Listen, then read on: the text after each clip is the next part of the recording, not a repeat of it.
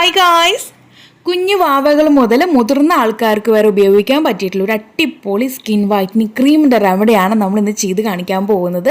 അപ്പോൾ കുട്ടികൾക്ക് ഉപയോഗിക്കുന്ന മെത്തേഡ് വേറെ, മുതിർന്നവർക്ക് ഉപയോഗിക്കുന്ന മെത്തേഡ് വേറെ. പക്ഷേ നമ്മൾ ഇതിനകത്ത് എടുക്കുന്ന ബേസിക് ആയിട്ടുള്ള കാര്യം രണ്ടും ഒന്ന് തന്നെയാണ് കേട്ടോ. അപ്പോൾ നമുക്കതൊക്കെ എങ്ങനെ ഉപയോഗിക്കണം, എപ്പോൾ ഉപയോഗിക്കണം, എല്ലാ ഡീറ്റെയിലും ഞാൻ ഈ ഒരു വീഡിയോയിൽ പറയുന്നുണ്ട്. അപ്പോൾ ആരും വീഡിയോ സ്കിപ്പ് ചെയ്യാതെ ഫുള്ളായിട്ടൊന്ന് കണ്ട് മനസ്സിലാക്കുക. അപ്പോൾ ഗൈസ്, നമുക്ക് നമ്മുടെ വീഡിയോ സ്റ്റാർട്ട് ചെയ്യാം. ഇതിനു വേണ്ടിയിട്ട് നമുക്ക് ആദ്യം വേണ്ടത് തേങ്ങാപ്പീരിയും ക്യാരറ്റുമാണ് കേട്ടോ. ഈ രണ്ട് ആൾക്കാരും നമ്മൾ കുഞ്ഞു വാവകൾക്ക്, പ്രസവിച്ച് വീണ കുഞ്ഞുങ്ങൾക്ക് നമ്മൾ ഉപയോഗിച്ച് തുടങ്ങുന്ന മെയിൻ ആയിട്ടുള്ള രണ്ട് ആൾക്കാരാണല്ലോ ഇത്. തേങ്ങാപ്പാൽ വെച്ച് ഉപയോഗിച്ച് കുളിപ്പിക്കുക, അതുപോലെ തന്നെ ക്യാരറ്റ് ഓയിൽ നമ്മൾ കുഞ്ഞു വാവകൾക്ക് ഉപയോഗിക്കാറുണ്ട്. അപ്പോൾ രണ്ടും സേഫ് ആയിട്ടുള്ള ഇൻഗ്രീഡിയൻ്റ് ആണ്. ഇത് എത്രത്തോളം ഞാൻ ക്യാരറ്റ് എടുത്തിട്ടുള്ളൂ, ഒത്തിരി ഒന്നും എടുത്തിട്ടില്ല. പിന്നെ അതുപോലെ തന്നെ ഈ ഒരു ക്രീം എനിക്കാണ് ഉപയോഗിക്കുന്നത്. അപ്പോൾ എനിക്ക് തേങ്ങ ഉപയോഗിച്ചാൽ ഉറപ്പായിട്ടും പിമ്പിൾസ് വരും. അപ്പോൾ പിമ്പിൾസ് വരാതിരിക്കാൻ വേണ്ടിയിട്ടുള്ള കുറച്ച് പൊടിക്കൈകളൊക്കെ ഞാൻ ഈ ഒരു വീഡിയോക്കകത്ത് കാണിക്കുന്നുണ്ട്. അപ്പോൾ അതിന് വേണ്ടിയിട്ട് മാറ്റി വെച്ചിട്ടുള്ള അടുത്ത പ്ലേറ്റിൽ കാണിച്ചിരിക്കുന്ന ഇൻഗ്രീഡിയൻ്റ് ആണ് പിമ്പിൾസ് കുറയ്ക്കാൻ വേണ്ടിയിട്ട് എടുത്ത് വെച്ചിരിക്കുന്നത് കേട്ടോ. അപ്പോൾ അത് വന്നിട്ട് നമ്മുടെ ജീരകപ്പൊടിയാണ്, ഫൈനായിട്ട് പൊടിച്ചെടുത്ത ജീരകപ്പൊടിയും മഞ്ഞൾപ്പൊടിയാണ്. മഞ്ഞൾപ്പൊടി നമുക്ക് ഗേൾ ബേബിക്കൊക്കെ ആണെങ്കിൽ ഉപയോഗിക്കാം, അതുപോലെ തന്നെ ഗേൾസിന് ഉപയോഗിക്കാം. ഇതിപ്പോൾ ഉപയോഗിക്കുന്ന ബോയ് ആണെങ്കിൽ മഞ്ഞൾ ആവശ്യമില്ല, നിങ്ങൾ അത് ഇവിടെ സ്കിപ്പ് ചെയ്യുക കേട്ടോ. നിങ്ങൾക്ക് ഓൺലി ആ ഒരു ക്യാരറ്റും അതുപോലെ തന്നെ തേങ്ങാപ്പീര എടുക്കാം. പിന്നെ പിമ്പിൾസിൻ്റെ പ്രശ്നം ഉണ്ടെങ്കിൽ ഉറപ്പായിട്ടും നിങ്ങൾ ഈ ഒരു ജീരകം എടുത്തോളൂ. നമുക്ക് പിമ്പിൾസ് കുറയ്ക്കാനായിട്ട് ഈ ഒരു ജീരകം നല്ല രീതിയിൽ ഹെൽപ്പ് ചെയ്യും കേട്ടോ. എല്ലാം കൂടി നന്നായിട്ടൊന്ന് മിക്സി ബൗളിനകത്തിട്ട് കറക്കി എടുക്കട്ടെ. നല്ല രീതിക്ക് തന്നെ കറക്കണം, കാരണം നമ്മളിതിനകത്ത് ഒരു തുള്ളി പോലും വെള്ളം ആഡ് ചെയ്യാതാണ് ഇതൊന്ന് അരച്ചെടുത്തുകൊണ്ട് വരുന്നത് കേട്ടോ. ഒരു തുള്ളി പോലും വെള്ളം ആഡ് ചെയ്യരുത്.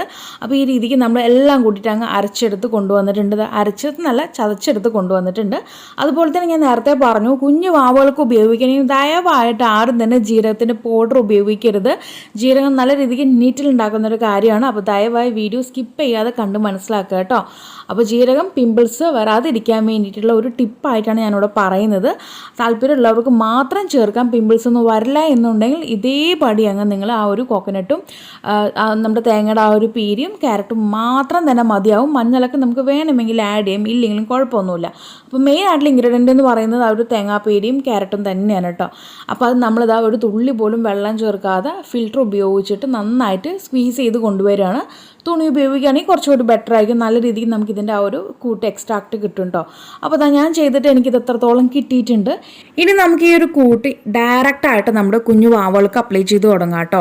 ഇതിനകത്ത് ഞാൻ പറയുന്നുണ്ട് ജീരകം നമുക്ക് ഒഴിവാക്കണം, ബേബികൾക്കാണെങ്കിൽ ജീരകം ഒഴിവാക്കണം, വലിയവർക്ക് മാത്രമാണ് ഞാൻ ജീരകം പറഞ്ഞിട്ടുണ്ടായിരുന്നു കേട്ടോ. അപ്പോൾ ഗൈസ്, ഞാൻ ഈ പറഞ്ഞ മെത്തേഡിൽ വേണം നിങ്ങൾ ബേബികൾക്ക് ഫോളോ ചെയ്യാനായിട്ട്. ഇനി നമ്മൾ മുതിർന്നവർക്ക് വേണ്ടിയിട്ടുള്ള ഒരു ക്രീമാണ് ചെയ്തെടുക്കാൻ പോകുന്നത്. അപ്പോൾ അതിന് വേണ്ടിയിട്ട് ഞാനിവിടെ ഒരു 1/4 ടീസ്പൂൺ നമ്മൾ വെജിറ്റബിൾ ഗ്ലിസറിൻ ആഡ് ചെയ്ത് കൊടുക്കുന്നുണ്ട്. 1/4 ടീസ്പൂൺ കേട്ടോ. അതും കൂടെ ആഡ് ചെയ്തതിന് ശേഷം നമ്മളോട് അടുത്തതായിട്ട് ചേർക്കുന്നത് ഷംനൂസ് ഓർഗാനി ഹെർബൽ ബ്യൂട്ടിയുടെ ആവാരംപൂ ജെല്ലാണ് ചേർക്കുന്നത്. ആവാരംപൂ ജെല്ല് ഞാനിവിടെ 2 ടീസ്പൂണോളം ചേർക്കുന്നുണ്ട് കേട്ടോ. അപ്പോൾ 2 ടീസ്പൂൺ ആവാരംപൂ ജെല്ലും കൂടി ചേർത്ത് നന്നായിട്ട് മിക്സ് ചെയ്ത് കൊണ്ടുവരാം. പിന്നെ ഇതിനകത്തേക്ക് നമുക്ക് പ്രത്യേകിച്ച് ഓയിലിൻ്റെ ആവശ്യമില്ല, കാരണം ഇതിനകത്ത് തേങ്ങാപ്പാൽ ആഡ് ചെയ്തുകൊണ്ട് അല്ലെങ്കിൽ തേങ്ങ ആഡ് ചെയ്തുകൊണ്ട് തന്നെ അതിൻ്റെ ആ ഒരു മോയ്സ്ചർ കണ്ടൻറ്റ് ഹൈ ആയിട്ട് തന്നെ ഈ ഒരു ക്രീമിനകത്ത് ഉണ്ട് കേട്ടോ.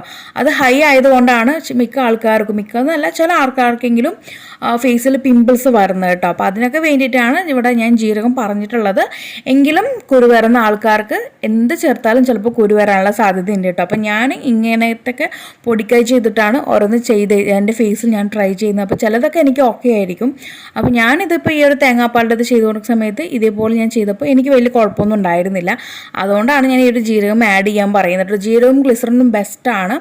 അപ്പോൾ നമ്മളത് ആഡ് ചെയ്തിട്ടുണ്ട്. ഇനി നന്നായിട്ട് മിക്സ് ചെയ്ത് കഴിയുമ്പോൾ അത് നമ്മുടെ ഒരു കൂട്ട് റെഡി ആയിട്ടുണ്ട്. ഈ രീതിക്ക് നമ്മളതങ്ങ് ഫ്രിഡ്ജിനകത്തേക്ക് സ്റ്റോർ ചെയ്ത് വെക്കാം. ഒരു 7 ഡേയ്സ് ഒരു 10 ഡേയ്സ് വരെ നമുക്കിത് സ്റ്റോർ ചെയ്ത് വെക്കാം കേട്ടോ.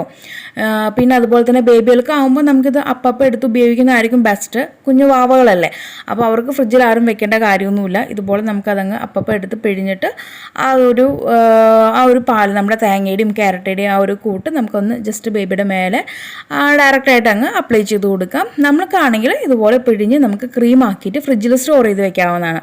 അല്ലെങ്കിൽ ബേബികൾക്ക് ആണെങ്കിൽ കൂടി നമ്മൾ ഫ്രിഡ്ജിൽ വെച്ചിട്ട് പുറത്തെടുത്ത് അതിൻ്റെ തണുപ്പ് പോയതിന് ശേഷം നമുക്ക് ഉപയോഗിക്കുകയും ചെയ്യട്ടെ. ആ ഒരു മെത്തേഡ് നിങ്ങൾക്ക് ഫോളോ ചെയ്യാം. ഒരല്പം അധികം ഉണ്ടാക്കിയിട്ട് ഫ്രിഡ്ജിൽ സ്റ്റോർ ചെയ്ത് അതിൻ്റെ തണുപ്പ് പോയതിന് ശേഷം ഉപയോഗിച്ചാലും മതിയാകും. അപ്പോൾ ഗൈസ്, എല്ലാം പറഞ്ഞതുപോലെ ഞാൻ പറഞ്ഞ മെത്തേഡ് തന്നെ ഫോളോ ചെയ്യാനായിട്ട് നോക്കുക. ബേബികൾക്ക് ഉപയോഗിക്കുകയാണെന്നുണ്ടെങ്കിൽ മാക്സിമം ഈ ഒരു വീഡിയോ നിങ്ങൾ 2-3 തവണ റിപ്പീറ്റ് ചെയ്ത് കണ്ട് മനസ്സിലാക്കിയതിന് ശേഷം വേണം നിങ്ങളിത് ബേബിക്ക് അപ്ലൈ ചെയ്ത് കൊടുക്കാനായിട്ട് കേട്ടോ.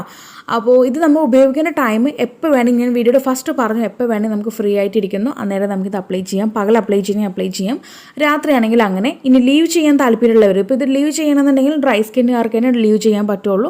അല്ലാത്തവർക്ക് നോർമൽ ടു ഓയിൽ സ്കിന്നുകാർക്കൊന്നും ലീവ് ചെയ്യാൻ പറ്റില്ല. മാക്സിമം 1 മണിക്കൂർ ഫേസിൽ വെച്ചതിന് ശേഷം വാഷ് ചെയ്ത് വരിക കേട്ടോ. വാഷ് ചെയ്യുന്ന സമയത്ത് കടലമാവോ പയറുപൊടിയോ ഉപയോഗിച്ച് വാഷ് ചെയ്യാനായിട്ട് നോക്കുക. ഇളം ചുടുവെള്ളം ഉപയോഗിച്ച് കഴുകുകയാണെങ്കിൽ അത്രയും ബെസ്റ്റ് കേട്ടോ. അത് പിമ്പിൾസ് വരുന്ന ആൾക്കാർക്ക് വേണ്ടിയിട്ടാണ് ഈ പറയുന്നത്, ഈ ഒരു ടിപ്പ് പറയുന്നത്. അതല്ല ഞങ്ങൾക്ക് പിമ്പിൾസിൻ്റെ പ്രശ്നമൊന്നും ഇല്ലെങ്കിൽ നിങ്ങൾക്ക് അതിൻ്റെ ഒന്നും ആവശ്യമില്ല, ജീരകപ്പൊടീൻ്റെ ആവശ്യമില്ല, ചുടുവെള്ളത്തിൻ്റെ ആവശ്യമില്ല, ഒന്നും തന്നെ ആവശ്യമില്ല. ജസ്റ്റ് ഒരു വാഷ് ചെയ്താൽ മാത്രം മതി. കടലമാവ് ഉപയോഗിച്ചിട്ട് വാഷ് ചെയ്യുക കേട്ടോ.